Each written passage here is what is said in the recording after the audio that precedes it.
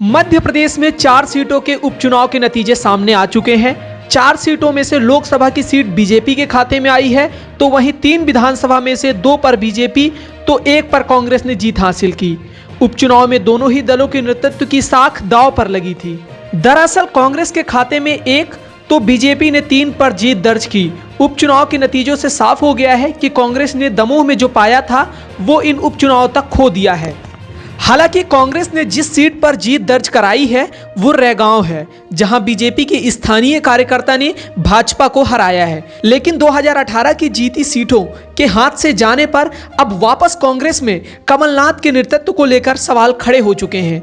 केंद्र में यूपीए की सरकार जाने के बाद कमलनाथ को इस उम्मीद से मध्य प्रदेश की कमान दी गई थी कि उनके चेहरे पर कांग्रेस की गुटबाजी खत्म होगी और सरकार बनने का रास्ता साफ होगा। लेकिन 15 साल में बनी सरकार 15 महीने में ही गिर गई। गुटबाजी खत्म करने के लिए कमलनाथ के चेहरे को सामने रखा था, लेकिन उनके चेहरे पर गुटबाजी इतनी बढ़ी कि कांग्रेस में सबसे बड़ी फूट हो गई।